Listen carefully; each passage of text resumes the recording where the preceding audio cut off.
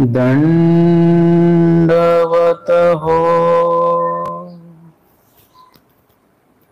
वसमत येथील आजच्या या स्मृतिस्थळ निरूपणाच्या पहिल्या सत्रामध्ये आपण या ठिकाणी स्मृतिस्थळातील 194 क्रमांकाची जी स्मृती आहे ती या ठिकाणी आपण श्रवण चिंतन करणार आहोत. 194 स्मृती झालेल्या आहेत.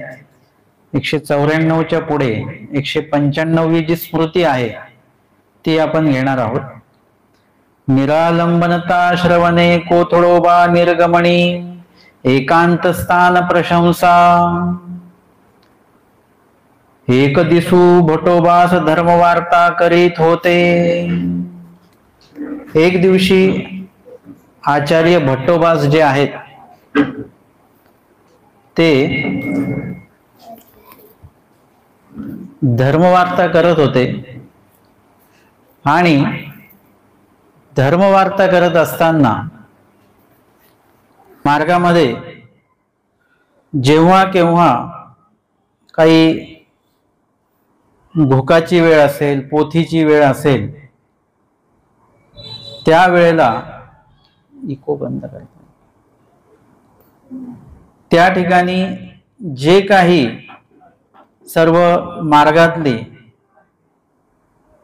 मार्गमंडळी एकत्रित होत असतील आणि मग त्या वेळेला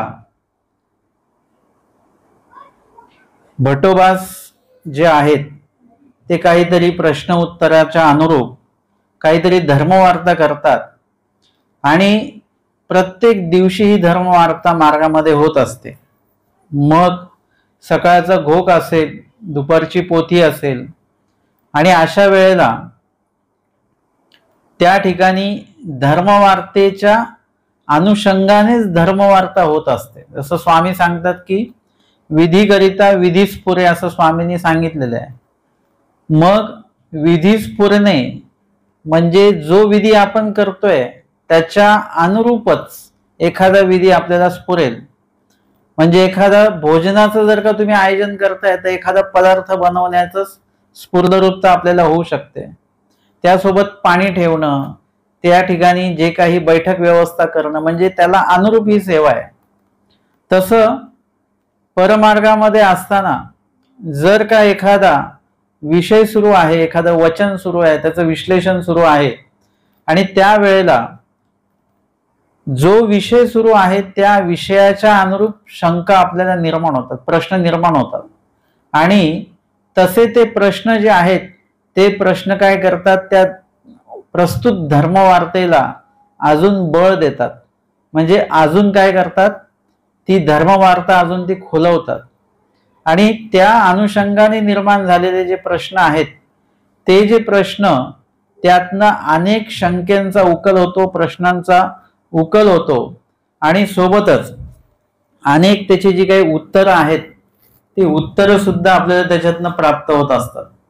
आणि म्हणून या ठिकाणी तुम्हाला जो काही धर्मवार्तेचा प्रसंग या स्मृतिस्थळामध्ये आलेला आहे तो तसा प्रसंग प्रत्येक परमार्गामध्ये पोथीच्या वेळेला निर्माण होत असतो. आणि एक दिवस भटोबास धर्मवार्ता करीत होते. एक दिवस म्हणजे एकच दिवस नाही, रोज करतात, पण आजचा प्रसंग तिथे नमूद करायचा आहे. म्हणून एका दिवशी जेव्हा नेहमीसारखीच धर्मवार्ता त्या ठिकाणी होत होती, प्रधानत्वे असती परी, प्रधानत्वे असती परी म्हणजे विषयाचं जे काही मुख्य जो काही प्रकाश होता तो अस्तिपरी या प्रकरणावर होता. असतीपरी म्हणजे काय, असण्याची पद्धती, जीवाने कशा पद्धतीने असलं पाहिजे, राहिलं पाहिजे. असती आणि परी म्हणजे पद्धती, असण्याची जी पद्धती आहे. आणि ती पद्धती म्हणजे काय आहे, श्री चक्रधर स्वामींनी जो काही आचार धर्म आम्हाला सांगितला, जी काही आचार प्रणाली आम्हाला सांगितलेली आहे, ती आचार प्रणाली आपण ती अभ्यासायची आहे, ती अवगत करायची आहे, हृदयगाम करायची आहे आणि ती आचरणात सुद्धा ती आणायची आहे. आणि म्हणून या व्यतिरिक्त म्हणजे आता धर्मवार्तेमध्ये सुद्धा इतर धर्मवार्तेपेक्षा धर्मवार्ता त्याला म्हणावी ज्याच्याने तुमचा धर्म सबळ होणार आहे, त्याला धर्मवार्ता असं म्हणतात. मग धर्मवार्तेमध्ये जे काही ईश्वराने सांगितलेले विहित आणि जे काही धर्म उपयोगी ज्या ज्या काही बाबी आम्हाला देवाने सांगितलेल्या आहेत, उठण्या बसण्यापासून सगळं, बोलणं चालणं त्याच्यामध्ये सगळं येतं. या सर्व ज्या बाबी आहेत ह्या धर्मवार्ता या पदामध्ये येत असतात. आता याच्यामध्ये थोडासा आपण जर का फरक केला तर जीवाचं ज्ञान आहे, देवतेचं ज्ञान आहे, प्रपंचाचं ज्ञान आहे आणि परमेश्वराचंही ज्ञान त्याच्यामध्ये आहे. जर का देवतेचीच वार्ता आपण करत असो, काही लोक आता हे बघतील की बाबा देवतेचा वर्ण कसा आहे, देवतेचा परिवार किती आहे, देवतेचं नाव काय आहे, मुख्य देवता काय आहेत, हा जर का तुम्ही अभ्यास करायला लागले तर याच्याने तुमचा धर्म वार्ता तुमची होत नाही किंवा तुमचं धर्म सबळ होत नाही. आम्हाला धर्म सबळ कुठे होतो, ही आमकी आमकी देवता आहे परी परमेश्वर नाही, या वाक्याने आमचा धर्म सबळ होतो. आमची ओळख आम्हाला लक्षात येते की ह्या देवता आहेत हे लक्षात येतं, या परमेश्वर नाहीत हे लक्षात येतं. एवढं लक्षात आलं भरपूर झालं. वासनिक वर्गाने याच्या पुढे जाऊ नये, म्हणजे त्यांचा परिवार किती, काय किती वगैरे वगैरे. ज्या घरी आम्हाला जायचंच नाहीये त्या घरी किती लोक राहतात त्याच्याशी आम्हाला काही घेणं नाही. म्हणून वासनिक वर्गाची जी धर्मवार्ता आहे ती तीच आहे ज्याच्यामधनं त्यांना स्मरण विधान कळेल, ज्यांना देवपूजा वंदन कशी करायची ती कळेल, प्रसाद वंदन म्हणजे नेमकं काय आहे ते कळेल, स्थान वंदन म्हणजे नेमकं काय ते कळेल, ज्ञान कसं काढायचं आहे, काय काढायचंय नेमकं. ज्ञान काढण्यासाठी सुद्धा ज्ञान असलं पाहिजे. आपण काय विचारावं, काय ज्ञान काढावं ह्याचं सुद्धा ज्ञान असलं पाहिजे. आणि अशा पद्धतीने तुम्ही जर का पुढे पुढे जात असाल तर तुमची धर्मवार्ता होईल, तुमच्यातला धर्म जो आहे तो सबळ होईल. अन्यथा जसं आजकाल मी वासनिकांना सांगतो की संहार संसरण प्रकरण काही अभ्यासात बसू नका. कारण संहार संसरण प्रकरण किती जरी अभ्यासलं, किती माहिती त्याची काढली तरी संहार आणि संसरण जेव्हा होतं तेव्हा आपण इथे नसतो. आपल्याला फक्त एवढंच माहिती पाहिजे की संसरण का झालं, हेच उत्तर आपल्याला माहिती पाहिजे की सृष्टीची रचना का केल्या गेली याचं उत्तर आपल्याला जर का समजलं की तिथून पुढे त्या सृष्टीमध्ये असेपर्यंत आपण काय केलं पाहिजे, धर्मकार्यच केलं पाहिजे.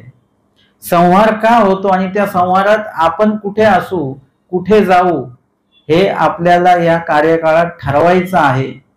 संहाराचा अभ्यास करण्यापेक्षा आपण या संहार काळामध्ये आपण तिथे नसलो पाहिजे, आपण ईश्वर प्राप्तीमध्ये असलं पाहिजे. हे जास्त समजून घेणं जास्त गरजेचं आहे वासनिकांनी. कारण की त्यांचा अधिकतर वेळ जो आहे तो प्रपंचामध्ये चाललेला आहे वासनिक वर्गाचा. आणि परत जाऊन आपण प्रपंच आणि देवतेंचीच माहिती काढत बसलो तर ती धर्मवार्ता नव्हे. धर्मवार्ता ती आहे की ज्याच्यामध्ये येथीचे ज्या काही परमेश्वराचे जे साधक आहेत, म्हणजे जीवा आणि परमेश्वराचीच माहिती काढायची. त्यामध्ये पण कर्मराटीच्या जीवाची माहिती नाही काढायची. दैवराटीचे जे जीव आहेत त्यांची तुम्ही माहिती काढा.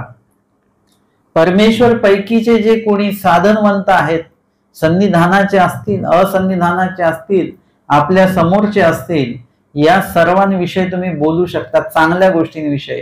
ही धर्मवार्ता आहे. कारण की याच्यामुळे तुमचा धर्म सबळ होणार. इतर कुठल्याही गोष्टी केल्याने धर्म सबळ होत नाही. त्यानंतर मुख्यत्वे परमेश्वराबद्दल बोलणं, परमेश्वराने काय सांगितलं याबद्दल बोलणं, परमेश्वराने काय बोललेलं आहे विविध प्रसंगामध्ये ते आपल्या त्यावर बोलणं हे एक महत्वाचं आहे.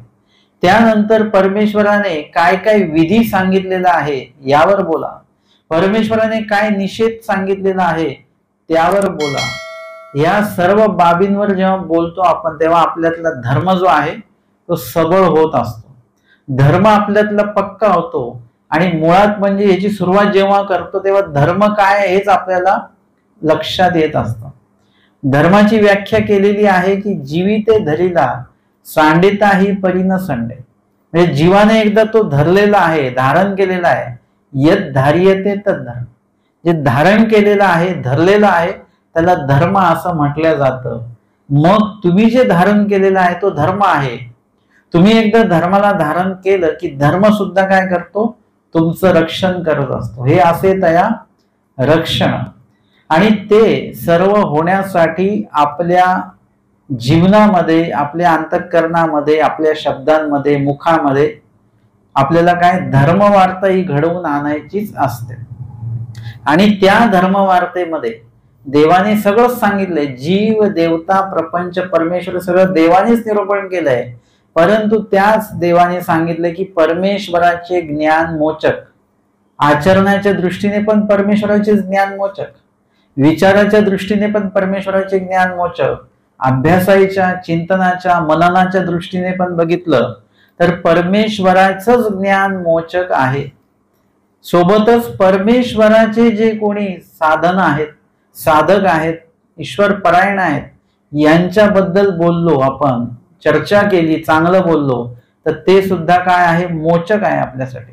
कारण की जेव्हा परमेश्वर साधकाची जो काही विषय आहे, त्यांची जी चर्चा जी आहे त्याबद्दल जेव्हा आपण चर्चा करतो, त्यावेळेला त्या ठिकाणी परमेश्वराचं अधिष्ठान जे आहे ते येतं.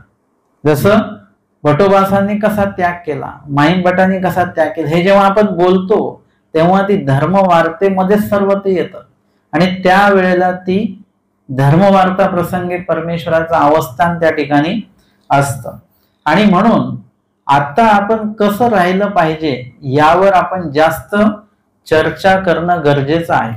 यामध्ये धर्मवार्तेमध्ये प्रधानत्वे असती परी, म्हणजे अस्ति परीचं जे निरूपण आहे ते प्रधानत्वे म्हणजे मुख्यत्वे त्यामध्ये सुरू होतं. भटोबासी म्हणितले आणि भटोबास म्हणतात कोणाही प्रसादू आलंबन, कोणासी प्रसाद आलिंबन, म्हणजे अस्थिपरीमध्ये जे निरूपण सुरू आहे ते कदाचित निरालंबी या वचनावर व्याख्यान सुरू असेल, प्रश्न उत्तर सुरू असेल, आणि त्या अनुषंगाने भटोबास आलिंबन रहित कसं असलं पाहिजे हे सांगितलेलं आहे. आलिंबन रहितता हा एक खूप व्यापक विषय आहे आणि तसं त्या जीवाने आलिंबन रहित असलं पाहिजे. आता तुम्ही सर्व आलिंबन सोडलं, परंतु कदाचित आपण परत वेगळं आलिंबन जे गुणरूपी का असेना, परंतु ते आलिंबन म्हणून जेव्हा ते होतं त्यावेळेला काय की त्याच्यामध्ये कदाचित दोष निर्मिती होऊ शकते. म्हणजे अति त्यामध्ये जर का आपण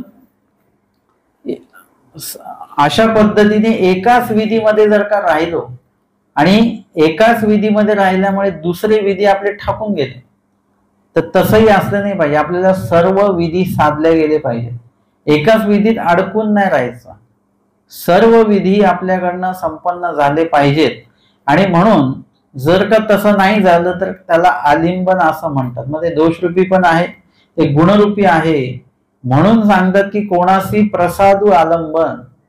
प्रसाद आलिंबन म्हणजे कोणाला प्रसाद वंदनामध्येच ते अडकलेले आहेत. प्रसाद वंदन बस. निरूपण म्हटलं नाही, अधिकरण भेटी म्हटलं नाही, मार्ग भेटी म्हटलं नाही, प्रसाद वंदन आहे का मग चला.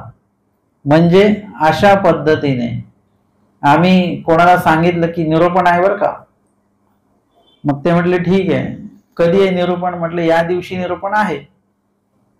ठीक आहे, मग त्या दिवशी प्रसाद आहेत का मंदिरात, देवपूजा सोडणार आहे का, म्हटलं देवपूजा नाही सोडणार. मग देवपूजा असते तर आलो असतो आम्ही. मग हे काय आहे, प्रसाद आलिंबन, देवपूजा आलिंबन. काही बघतात की पंगत आहे का, त्यांच्याकडे ती पंगत आलिंबन म्हणजे भोजन असेल तरच पोचायचं. म्हणजे प्रत्येक जण कुठल्या ना कुठल्या आलिंबनामध्ये अडकलेले आहे. कोणासी शास्त्र आलंबन. बघा आता हे आलिंबन आपण कधी विचारही केला नसेल की याला सुद्धा आलिंबन असं म्हटलेलं आहे. गुणरूपी आलिंबन आहे ते सगळे. परंतु एखाद्याला शास्त्राचं आलिंबन म्हणजे काय की तो दिवसभर शास्त्र एके शास्त्रच वाचत बसतो आणि शास्त्रावरच चर्चा करत राहतो.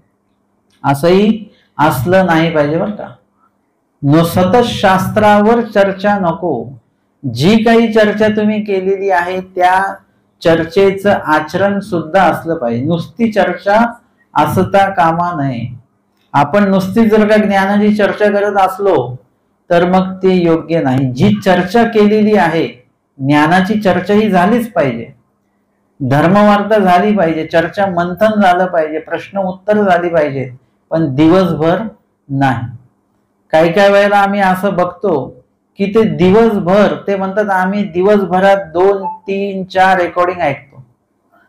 एवढं ऐकायचं नाही. मार्गामध्ये 1च तास निरूपण असतं आणि त्याचं दिवसभर चिंतन असतं, संध्याकाळी चिंतनी असते. म्हणजे 1 तासाचं निरूपण दिवसभर चिंतनासाठी उपयुक्त ठरत असतं. एवढं आमच्या स्वामींनी सांगितलेलं जे शास्त्र आहे ते इतकं गहन आहे की त्याबद्दल तुम्ही जेवढी चर्चा कराल, जेवढं तुम्ही त्याबद्दल बोलाल तेवढं कमीच कमी आहे. परंतु त्या ठिकाणी एक लक्षात घ्यायचं की आपल्याला सतत आणि दिवसभर आणि कायम शास्त्र चर्चा करायची नाही. आमचे स्वामी दुपारचा पूजावसर संपन्न झाला, आरोहणा झाली, वामकुक्षी झाली आणि उंच मठामध्ये स्वामी गेले तर त्या ठिकाणी अन्यवार्ता सुरू होती. मग स्वामी त्यांना शिक्षा पण करतात, धर्मवार्ता केली पाहिजे सांगतात. मग दुसऱ्या दिवशी परत आमचे स्वामी जातात, त्यावेळी ते तिथे धर्मवार्ता करत असतात आणि धर्मवार्तेमध्ये एवढे गुंग झालेले असतात की स्वामी आलेले आहेत, त्यांना दंडवत करावा वगैरे असं काहीच भान नाही. सगळेजण बोलतायत एकमेकांशी. स्वामी त्या ठिकाणी थोडे वेळ थांबले आणि नंतर मग स्वामींनी लक्ष वेधून घेतलं. सर्वांनी स्वामींना पाहिलं. स्वामी त्यांना म्हणतात, हे तुम्हा विषयत्वेची लागोनी ठाकले मा. म्हणजे हे तुम्हाला अशा पद्धतीने त्यामध्ये तुम्ही अडकून गेलात की तो हा विधी करत असताना दुसरा विधी त्या ठिकाणी उपस्थित झालेला आहे, याकडे तुमचं लक्षच नाही. अर्थातच एक विधी आपण करत असलो आणि दुसरा विधी त्या ठिकाणी उपस्थित झाला तर तो विधी किती महत्वाचा आहे काय हे लक्षात घेऊन त्या विधीला आपण प्राधान्य दिलं पाहिजे. आपण जर का गाठी घेऊन स्मरण करतो आहोत आणि त्यावेळी जर का अभ्यागत आले तर अभ्यागत आल्यानंतर त्या ठिकाणी आपल्याला काय करता आलं पाहिजे, उपस्थित जी सेवा प्राप्त झालेली आहे ती करता आली पाहिजे. काही लोक काय करतात, गाठी दाखवतात, ते मी गाठी करतात. ते अभ्यागत आले, साधू आले तर मग त्यावेळेला त्यांना उठून लगेच आपल्याला बसायला द्यावं लागेल. वासनिक आले असतील तर त्यांना आपण इशाऱ्याने सांगू शकतो बसा म्हणून, परंतु साधू आल्यानंतर आपल्याला बसायला टाकावं लागेल, उभं राहावं लागेल वगैरे. मग तुमचं नामस्मरण तुम्ही बंद नका करू, ते चालूच ठेवा, पण ते करत असताना इतरही विधी जो उपस्थित झालेला आहे त्यालाही आपल्याला प्राधान्य देता आलं पाहिजे. म्हणून स्वामी सांगतात की आम्ही आलेलो आहोत आणि तुमची शास्त्र चर्चा चालू आहे. देव आलेही आणि निघूनही गेले असते तरी त्यांना कळलं नसतं. म्हणजे अन्यवार्ता करतानाच देव आले निघून गेले कळलं नाही असं नाही, तर धर्मवार्ता करताना सुद्धा असं होऊ शकतं. म्हणून धर्मवार्तेमध्ये सुद्धा आपली एक सात्विकता असली पाहिजे. धर्मवार्तेमध्ये सुद्धा एक त्याच्यामध्ये जे काही धर्मरूप बुद्धी जी आहे ती धर्मरूप बुद्धी आपली त्या धर्मवार्ता करताना असली पाहिजे. म्हणजे त्यामधनं परमेश्वर तिथून प्राप्त होत असतं. धर्मवार्ता प्रसंगी सर्वत्र अवस्थान म्हणजे काय, सर्वत्र म्हणजे सगळीकडे स्वामी असतात का, नाही. जे जे धर्मरूप बुद्धीने धर्मवार्ता करत असतात त्यांच्या अंतःकरणामध्ये परमेश्वर असतात. आणि मग अशा वेळेला धर्मवार्ता करताना तुमच्या जर का मनामध्ये तुम्ही जर का थोडं डोकावून बघितलं तर तुमचं मन धर्मवार्ता श्रवण करताना, धर्मवार्ता बोलताना तुम्ही एकदम शुद्ध असता. म्हणजे अंतःकरण शुद्ध व्हायला लागतं आपल्याला, कारण परमेश्वराचा वास त्याच्यामध्ये वाढत असतो. आणि धर्मवार्ता थांबल्यानंतर देखील आपल्या मनामध्ये त्या धर्मवार्तेचं चिंतन जर का असेल तर त्यामुळे सुद्धा आपल्याला मोठा लाभ प्राप्त होतो. कारण की धर्मवार्तेचं चिंतन हे तेवढंच आवश्यक आहे, गरजेचं आहे.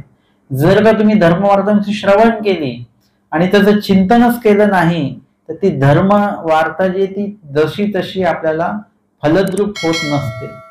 जसं गाय वगैरे जे असतात ना ते भोजन करतात म्हणजे धर्मवार्ता करतात आणि मग रवंत करतात म्हणजे काय करतात, त्या धर्मवार्तेचं चिंतन ते करतात. जर का ते चिंतन त्यांनी केलं, रवंत केलं, तर गायला तुष्टी पुष्टी बळ सगळं त्याच्यातनं प्राप्त होत असतं. तसं आपल्याला सुद्धा धर्मवार्तेच्या माध्यमातून जर का चिंतन नंतर तुमचं घडलं तर त्यातनं मोठा लाभ प्राप्त होतो, तरच ती धर्मवार्ता आपल्याला जशी तशी फलद्रूप होत असते. आणि म्हणून एखाद्याला शास्त्र चर्चेचं आलंबन असतं, तो आचरण करत नाही, तो स्मरण करत नाही, तो सेवादास्य करत नाही, परंतु तो मात्र विद्वान आहे, ज्ञानी आहे भरपूर. त्यांना कुठलाही प्रश्न विचारा त्याचं उत्तर त्यांना लगेच येतं, परंतु आचरण मात्र काहीच नाही. जसं वासनिक दशेतले गृहस्थाश्रमी लोक असतात, कधी कधी आम्ही बघतो की ते भरपूर प्रश्न विचारतात, भरपूर धर्मवार्ता करतात, भरपूर वाचतात, भरपूर ऐकतात वगैरे वगैरे, परंतु आचरण म्हटल्यानंतर त्या ठिकाणी ते एक पाऊल मागे येत असतात. किंवा त्यावेळेला दुसरं काहीतरी प्रसंग उभा राहिला, म्हणजे आता विरोधाभास असा असतो, काही लोक स्थान प्रसाद बस याच्या व्यतिरिक्त शास्त्र निरूपण चर्चा वगैरे काहीच नाही. काही लोक शास्त्र चर्चाच एवढी असते आणि मग स्थान वंदन वगैरे बाकीचं काहीच नाही, असा विरोधाभास आपल्याला बघायला मिळतो. त्यानंतर कोणासी येलो आलंबन म्हणजे त्या ठिकाणी साधाईस आहेत त्यांची सेवा वगैरे याचं एक आलिंबन आहे. कोणासी मी आलिंबन आणि बटोबास म्हणतात की कुणाकुणाचं तर आलिंबन मी स्वतःच आहे, की माझ्यामुळे त्यांना कुठे आटणाला जायला मिळत नाही किंवा कुठे इतर सेवेमध्ये त्यांना जायला मिळत नाही, ते माझ्या सेवेमध्ये किंवा मार्गातली काही सेवा आहे त्यांना, त्या सेवेमध्ये मी त्यांना ती सेवा सोपवल्यामुळे मी सुद्धा त्यांच्यासाठी एक आलिंबन म्हणून राहिलेलो आहे. अर्थातच हे आलिंबन कसे आहे, दोषरूपी आलिंबन नाहीये, गुणरूपीच आलिंबन आहे. परंतु आपण एकाच विधीमध्ये अडकून राहू नये. थोडस आपल्याला प्रत्येक विधी, कधीतरी निमित्त विधीमध्ये आपल्याला राहता आलं पाहिजे, कधी नित्य विधीमध्ये आपल्याला राहता आलं पाहिजे, आणि प्रत्येक विधी आपल्याला जमला पाहिजे. स्वनिष्ठ परनिष्ठ सगळ्या विधींमध्ये आपण सहभागी होता आलं पाहिजे आपल्याला. आणि म्हणून या ठिकाणी भटोबासांनी स्वतःचा देखील उल्लेख केला की मी सुद्धा कोणाला तरी आलिंबन आहे. पर्यायचा कोणी मायेचा पोटी जन्मला नाही, परंतु असं कुणी मायेचा पोटी जन्मला नाही म्हणजे एकही असा जन्माला आला नाही जो देशावरी खांडे काढून जाये. म्हणजे जेव्हा केव्हा राज्यावर परकी आक्रमण होतं त्यावेळेला जे पळून जातात ते सैनिक योग्य म्हणावेत का? नाही. ते सैनिक काय करतात, पळून जात नाही, ते धावून जातात. पळून जाणे म्हणजे सैन्य म्हणजे शत्रूंपासून पळून जाणे, आणि धावून जाणे म्हणजे शत्रूवर धावून जाणे. ते खांडे काढून जातात म्हणजे जे काही शस्त्र आहे ते काढून तिथे उपस्थित होतात. कशासाठी? त्यांना त्यांचा पराजय करण्यासाठी, त्यांना हरवण्यासाठी, आणि स्वतः जे काय आहे स्वतःचं राज्य अबाधित ठेवण्यासाठी. म्हणून ते खांडे काढून जातात. देशावरी म्हणजे देशासाठी स्वतःच्या जीवनाची काळजी करत नाही. ऐसे निरूपण करिता ती तसं देशावरी खांडे काढून जाणारा तो सैनिक आणि एखादा देशाच्या शेवटी जाणारा परमेश्वराचा साधक, ते म्हणतात की असं कुणी परमेश्वरासाठी म्हणून देशाच्या शेवटी जाणारे, आचरण करणारे, झाडातळी राहणारे असे जे कोणी साधक आहेत ते कसे आहेत? नाहीतच असं नाही बरं का, दुर्मिळ आहेत. आमचे स्वामी सांगतात विरळा नांदे, म्हणजे विरळ आहेत असे लोक, नाही अशातला भाग नाही. कुणी म्हणालं की नाही कुणीच आचरण करत नाही तर असं नाही. कधी कधी काही लोक आपल्याला आचरण करताना दिसत नाहीत पण त्यांचं अंतर आचरण सुरू असतं. काही लोकांचं बाह्य आचरण सुरू आहे, काही लोकांचं आंतर आचरण सुरू आहे, काही लोकांचं आंतरबाह्य दोन्ही आचरण त्यांचे आपल्याला बघायला मिळतात. परंतु आपल्या डोळ्याला नेहमी असे लोक दिसतच नाही, कारण आपले डोळेच वेगळे आहेत. आपले डोळे वेगळ्या पद्धतीचे बनवलेले आहेत. आपल्याला सूक्ष्म गोष्टी दिसत नाही, आपल्याला ढोबळ गोष्टी जास्त प्रमाणामध्ये दिसतात. आणि गुण हे कसे आहेत? गुण हे वात वेरी गिवसावा, म्हणजे असं शोधावा लागतो. असं कुणामध्ये काय गुण आहे आणि काय दोष आहे, आपण लगेच दोष सांगून मोकळे होतो की ते खूप बडबड करतात बरं का, ते असे आहेत, ते तसे आहेत, लगेच दोष सांगायला काही अभ्यास करावा लागत नाही.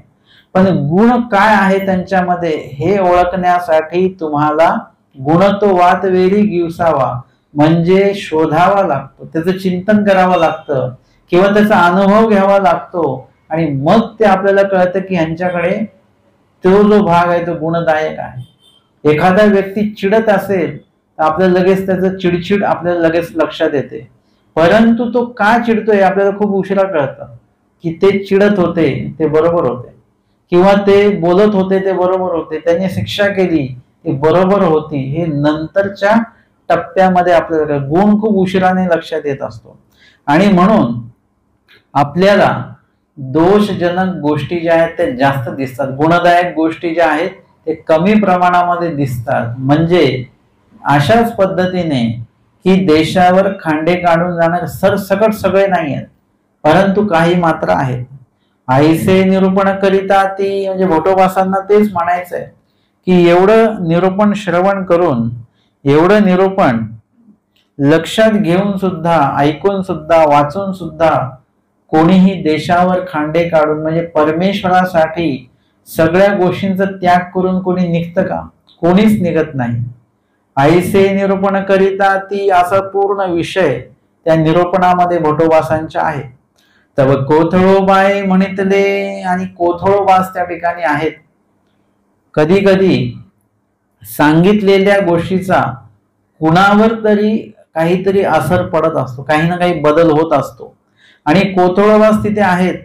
ते म्हणतात नाही कैसा, ते म्हणतात अरे, भटोबासांना म्हणतात नाही कैसा, म्हणजे तुम्ही नाही कसं काय म्हणता? हा नव्हे मी कोथळा, मी आहे ना कोथळोबास, मी स्वतः आहे, मी जाईन देशावर खांडे काढून. म्हणजे लगेच निघालेले नाही आहेत किंवा लगेच बोलले नाहीत निम्म्या निरूपणात, ते निरूपण पूर्ण ऐकून घेतलेलं आहे. निरूपण धर्मवार्ता श्रवण झालेली आहे आणि ते जे काही सत्व त्यांना भरलं. आता जर का तुम्ही वाक्य वाचलं की नाही कैसा हा मी नव्हे कोथळा म्हणून बाहे आफळली, यावरून असं दिसतं की कोथळोबासांना अहंकार आल्यासारखं दिसतं या शब्दातनं. पण वाचून तो अहंकार नाही, ते काय आहे? ती सात्विकता आहे, ती सत्वस्थता जी आहे ती निर्माण झाली. आणि ते सर्व श्रवण केल्यानंतर अंतःकरणामध्ये ते वातावरण तयार झालं. आणि मग ते म्हणतात की मी आहे ना कोथळा, मी जाईन, देवाने जे सांगितलं ते करायला मी जाईन. आणि भटोबासांशी दंडवत घालून निघाले, आणि भटोबासांना त्यांनी दंडवत घातले आणि मग ते निघालेले आहेत. भटोबासी म्हणितले, आणि ते निघाले असताना भटोबास बाकीच्या सर्व लोकांना उद्देशून म्हणतात. भटोबासी म्हटले कोथळा तेथ जाईल, जेथ पाये हाणितल्या शीस नेणीजे. भटोबास म्हणतात की कोथळा वास कुठे जाणार आहेत बरं? तेथ जाईल, तेथ, जेथ पाये हाणितल्या, म्हणजे जर का पायाला काही लागलं, शीस नेणीजे म्हणजे डोक्याला कळणार नाही, एवढा एकांत असेल. म्हणजे परमेश्वर विधीमध्ये ते एवढे तल्लीन होणार आहेत. आणि त्यासाठी जो एकांत स्थळ आहे, एकांत जागा आहे की जिथे गेल्यानंतर त्यांना शरीराच्या कुठल्याही अवयवाला त्रास झाला, पायाला त्रास झाला तर डोक्याला सुद्धा कळणार नाही, इतकं त्या विधीमध्ये ते तल्लीन होणार आहेत. ऐसे एकांती स्थान प्रशंसिले, म्हणजे त्या ठिकाणाची प्रशंसा केलेली आहे. आणि कोथळोबासांची सुद्धा प्रशंसा भट्टोबासांनी या ठिकाणी केलेली आहे. कोथळोबास जे आहेत हे भट्टोबासांनी जसं म्हटलं त्या अनुषंगाने त्यांनी ती तयारी केली, मानसिक तयारी त्यांची झाली आणि शास्त्र श्रवणच त्याला असं म्हणतात. धर्मवार्ता त्यालाच म्हणतात की ती धर्मवार्ता ऐकत असताना ती धर्मवार्तेचा जो प्रवाह आहे तो वाहून गेला नाही पाहिजे, तो आपल्या अंतःकरणामध्ये पाझरला पाहिजे, तो झिरपला पाहिजे आणि त्याचा पुरेपूर जो उपयोग आहे तो आपल्या अंतःकरणाला झाला पाहिजे. कारण की अंतःकरणामध्ये जोपर्यंत काही गोष्टी येत नाहीत, त्यांचा साठा होत नाही, तोपर्यंत ते आपल्या शरीरामध्ये त्या गोष्टी पसरत नाहीत. अंतःकरणामध्ये जर का वाईट विचार पेरले गेले, साठा झाला, तर आपल्या पूर्ण शरीरामध्ये वाईट विचारांचा प्रसार होतो. शरीरामध्ये अंतःकरणामध्ये जर का सात्विकतेचा साठा जर का केला तर पूर्ण शरीरामध्ये आपल्याला सात्विकता ही जी आहे ती जाणवते. आणि म्हणून सांगितलं परमेश्वर हृदयगाम्य करणं म्हणजे नेमकं काय, नुसतं देवाचं नाव घेणे नव्हे, तर परमेश्वराचं जे काही शास्त्र चिंतन आहे, जे काही निरूपण आहे, वचन आहेत, आचरण आहे, हे सगळं काय आपल्याला त्यामध्ये समाविष्ट करावं लागेल. अंतःकरणामध्ये नुसतंच नाम नको, तर ह्या सर्व गोष्टी त्या अंतःकरणामध्ये साठवल्या गेल्या पाहिजेत. आणि मग साठवल्या गेलेल्या ज्या सर्व विधियुक्त, निरूपणयुक्त, जे काही विहित युक्त जे काय आहे ते पूर्ण आपल्याला आचरणामधनं परत प्रगट सुद्धा ते झालं पाहिजे, तर ती धर्मवार्ता ऐकण्याचं श्रेय प्राप्त होतं, काहीतरी लाभ प्राप्त होतो. नाहीतर धर्मवार्ता श्रवण केली आणि त्यातनं आपण स्वतःमध्ये कुठलाच बदल केला नाही तर त्या धर्मवार्ता श्रवणाचा हवा तो उपयोग होत नाही. तुम्ही जेवढ्या वेळ धर्मवार्तेला बसलात तेवढ्या वेळ तो लाभदायकच आहे तुमच्यासाठी, परंतु त्यातनं जे काही प्राप्त झालं ते प्राप्त होत असताना त्या ठिकाणी ते आचरणामध्ये सुद्धा तेवढ्याच प्रमाणामध्ये येणं आवश्यक आहे. पुढची स्मृती आपण या ठिकाणी घेणार आहोत 196 क्रमांकाची. आऊ अभ्यागत निराकरणी माहिमभट्टा शिक्षापणे. आऊसांचं अभ्यागत, आऊसा जे माहिमभट्टांना अभ्यागत म्हणून बोलवत होते ते माहिमभट्टांनी स्वीकारलं नाही, त्यामुळे माहिमभट्टांना भटोबासांनी शिक्षापन केलं. एक वेळ आऊसी माहिमभट्टा ते प्रार्थिले. एकदा आऊसांनी माहिमभट्टांना प्रार्थना केली, माझे काही घ्यावे, माझं काहीतरी तुम्ही शीत प्रवेशन घ्या, म्हणजे काहीतरी माझे 2 कण, 1-2 घास म्हणा, तुम्ही माझ्याकडनं स्वीकारा. कारण की माहिमभट्ट जे होते हे त्या पठडीतले व्यक्ती होते की ज्यांना दोन्ही अवतारांचा संबंध होताच. श्री प्रभूंची सेवा त्यांना लाभलेली होती. श्री प्रभूंची सेवा करणं म्हणजे काही साधी गोष्ट नाही.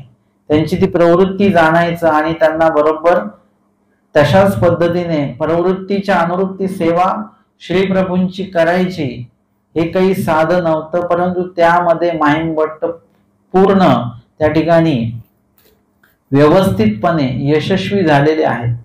इकडे आमच्या स्वामींच्या बाबतीमध्ये सांगायचं झालं तर आमच्या स्वामींपासून त्यांना बोधही झालेला आहे आणि स्वामी सुद्धा त्यांची प्रशंसा करतात की येईल तै तोची येऊ जाणे, म्हणजे त्यागाची प्रशंसा जी आहे त्यांच्या. स्वतः ते जेव्हा भेटले त्यागानंतर तेव्हा स्वामींनी त्यांच्या त्यागाच्या संदर्भात विचारलं. स्वामींना माहिती नव्हता अशातला भाग नाही, पण विचारलं का स्वामींनी त्यांना, कारण की त्या ठिकाणी उपस्थित असलेले इतर जे जीव आहेत त्यांना सुद्धा त्यांचा त्याग कळाला पाहिजे. महानुभावांच्या इतिहासामध्ये त्यांचा त्याग जो आहे तो अधोरेखित झाला पाहिजे. सर्व महानुभावपंथी व्यक्तींना तो त्याग त्यांचा कळाला पाहिजे आणि म्हणून त्या ठिकाणी आमच्या स्वामींनी आवर्जून त्यांचा त्यागाबद्दल विचारलं आणि त्यांनी ते सर्व सांगितलेलं आहे. म्हणजे अशा थोर कणवेचे, योग्यतेचे, अधिकाराचे असे माहिमभट्ट होते, ज्यांना भटोबास म्हणतात की तुम्हाला देव नाही झाला तर कोणालाच होणार नाही. इतकी योग्यता माहिमभट्टांची होती आणि प्रकांड पंडित होते. ती पूर्णच्या पूर्ण सामुग्री आमच्या महानुभाव पंथाच्या उपयोगी लावणारे ते म्हणजे माहिमभट्ट. आणि श्री प्रभू सुद्धा त्यांच्यावर प्रसन्न होते, ही एक विशेष बाब आहे. आणि अशा या माहीम भट्टांच्या बाबतीमध्ये आऊसांना सुद्धा श्रद्धा होती आणि ते म्हणतात की तुम्ही काहीतरी 2 घास माझे ग्रहण करावे. ते माहीम भट्टी निराकरिले. आता ते माहीम भट्टांनी त्याचं निराकरण केलेलं आहे. माहीम भट्ट हे शास्त्र श्रवणाच्या बाबतीत, चिंतनाच्या बाबतीत किंवा आचरणाच्या बाबतीमध्ये तेवढेच तटस्थ आहेत, कडक आहेत. म्हणजे एका गोष्टीवर ते ठाम आहेत की अशाला असंच आचरण झालं पाहिजे. मग ते जेव्हा म्हणतात की असं असं तुम्ही भोजन माझं घ्या, तेव्हा ते निराकरतात. कारण की रोज मी भिक्षा मागून खातो, त्यामुळे तुमचं पूर्ण भोजन मी घेऊ शकत नाही. भटोबा साठना गेले होते, तेथ तेही ऐकिले जे माहीम भट्टा आऊवेचे न घेतीची. आणि मग एकदा भटोबा साठनाला गेलेले होते, तिथे त्यांनी ते ऐकलं जे माहीम भट्ट आऊवेचे न घेतीची. म्हणजे माहीम भट्ट आऊसाचं शीत प्रवेशन करून घेत नाहीत, भोजन करत नाही त्यांचं. आणि त्यांनी त्याचं निराकरण केलं माहीम भट्टांनी, असं भटोबासांनी ऐकलं. मग माहीम भट्ट आटनी भटोबासा ते भेटले. आणि मग एक दिवशी असं झालं की माहीम भट्ट आटनादिक्रमे माहीम भट्ट पण आहेत, भटोबासही आहेत, आणि ते एकमेकांना भेटले. आता माहीम भट्टांनी आऊसांचं भोजन घेतलं नव्हतं, त्याच्यामुळे कुठेतरी आऊसाही दुखावलेला असणार. आणि म्हणून जेव्हा केव्हाही भेट झाली, मग भटोबास कोपले आणि भटोबास त्यांच्यावर रागावले. भटोबासी म्हटले, हांगाजे आऊ पुढापळे आणि गोसावी बुजाव्या पाठी लागती. आऊसांचं महत्व आहे की आऊसा रुसतात आणि आमचे स्वामी त्यांना बुजवितात, समजवितात. आऊवेचे अन्न स्वीकारले आवीन आरोगण न करीती. आणि श्री प्रभूंच्या बाबतीत म्हटलं तर श्री प्रभू जे आहेत आऊवेचे अन्न स्वीकारल्याशिवाय भोजन करत नाहीत. म्हणजे इतकी थोरवी कोणाची आहे? आऊसांची आहे. इतकं महत्व ते आऊसांचं आहे. दोन्ही अवताराची प्रसन्नता लाभलेली व्यक्तिमत्व म्हणजे कोण आहेत? आऊस आहेत. आणि त्या आऊसा जर का तुम्हाला भोजनासाठी विनंती करतात, काही 2 घास खाण्यासाठी विनंती करतात, तर तुम्ही त्याचं निराकरण केलं नव्हतं पाहिजे. तुम्ही काय केलं पाहिजे होतं? ते थोडं का होईना तुम्ही त्यांचं ते अन्न ग्रहण केलं पाहिजे होतं. तुम्ही तसं न केल्यामुळे ते दुखावल्या गेल्या. आणि म्हणून ऐसी लाळिली ताळिली. म्हणजे इतकं आऊसांच्या बाबतीत काळजीयुक्त, म्हणजे आऊसा सुद्धा परमेश्वराला समर्पित झालेल्या होत्या. आणि परमेश्वर स्वामींनी सुद्धा काय केलेलं आहे? आऊसाचं जे काही त्यांनी दुधाला कवडे मागितले, आमच्या स्वामींनी ते दिले. म्हणजे त्या ठिकाणी आऊसांच्या बाबतीमध्ये दोन्ही अवतारांची प्रसन्नता बघायला मिळते. ते आऊवेचे ने घिजे. आणि त्या आऊसाचं तुम्ही अन्न ग्रहण केलं नाही, त्या आऊसाने जे काही म्हटलं त्याला तुम्ही नकारलं, तरी देवाचे चिने घिजे म्हणा. ते अन्न आऊसाने दिलं नव्हे, तर ते कोणी दिलं? देवानेच तुम्हाला ते दिलेलं आहे. जसं मी सांगत असतो की जे काही परमेश्वराच्या संदर्भामध्ये आपल्याला जो काही निरोप येत असतो, एखाद्या ठिकाणी देवपूजा आहे, कुठे पोथी आहे, अधिकरण कोणी आलेत, मार्ग कोणी आलेले, ही बातमी कोण पोहोचवतं आपल्या कानावर? आपल्याला असं वाटतं की आम्हाला अमक्या व्यक्तीने सांगितलं, तमक्या व्यक्तीने सांगितलं. नाही, तुमच्यापर्यंत तो निरोप जो आहे तो परमेश्वर पोहोचवत असतं. परमेश्वर जर का त्यांची प्रवृत्ती असेल तरच तो निरोप आपल्यापर्यंत पोहोचतो. नाहीतर त्यांची प्रवृत्ती नसेल आणि आपण तो योग जोडलेला नसेल तर आपल्यापर्यंत तो निरोप पोहोचू शकत नाही. आणि म्हणून या ठिकाणी जो निरोप एखाद्या व्यक्तीच्या माध्यमातून येत असेल, परंतु त्यामागे परमेश्वराची लीळा आहे, परमेश्वराची प्रवृत्ती आहे, म्हणून आपल्यापर्यंत ती संधी जी आहे, तो योग आहे, तो पोहोचलेला आहे. तसं आऊसा तुम्हाला जर का काही विनंती करतायत, म्हणजे आऊसाच नव्हे, आऊसाला नाही म्हणणं म्हणजे परमेश्वराला नाही म्हटल्यासारखं आहे. म्हणजे आऊसा म्हणजे काही परमेश्वर नाही, परंतु कदाचित औसाच्या माध्यमातून परमेश्वर तुम्हाला काहीतरी योग घडवून देत असते. औसांकडे दोन्ही अवताराची प्रसन्नता असल्यामुळे त्यांनी जे काही दिलं त्याच्यामुळे अजून तुमची योग्यता वाढू शकते आणि तुमची योग्यता वाढावी असा परमेश्वराचा हेतू आहे, मनधर्म आहे. आणि म्हणून ती जी प्रवृत्ती आहे परमेश्वराची, अक्षरशः ती प्रवृत्ती डावलण्यासारखी आहे. म्हणून औसाचं तुम्ही जे अन्न आहे ते डावलू नका, त्यांच्या विनंतीला नकारू नका. ऐसी माहिमभट्टा प्रति औसांची प्रशंसा बोलिले, असं माहिमभट्टा प्रति म्हणजे माहिमभट्टांकडे औसांची जी प्रशंसा आहे ती भटोबासांनी केलेली आहे की औसा किती महत्वपूर्ण व्यक्तिमत्व आहे, औसांचं काय महत्व आहे हे भटोबासांनी स्वतः त्याचं वर्णन माहिमभट्टांच्या ठिकाणी केलेलं आहे. आणि मग नंतरच्या काळामध्ये माहिमभट्ट त्यांच्याकडे गेले की नाही, त्यांनी ते ग्रहण केलं की नाही, हे आपण उद्याच्या स्मृतीमध्ये बघणार आहोत. आजच्या स्मृतीमध्ये आपण 195 क्रमांकाची निरालंबनता श्रवणे कोथळोबा निर्गमनी एकांत स्थान प्रशंसा ही 195 क्रमांकाची स्मृती आणि आऊ अभ्यागत निराकरणी माहिमभट्टा शिक्षापणे ही 196 क्रमांकाची स्मृती, अशा 2 स्मृत्या आज आपण या ठिकाणी पहिल्या सत्रामध्ये श्रवण चिंतन केलेले आहे. दंडवत हो.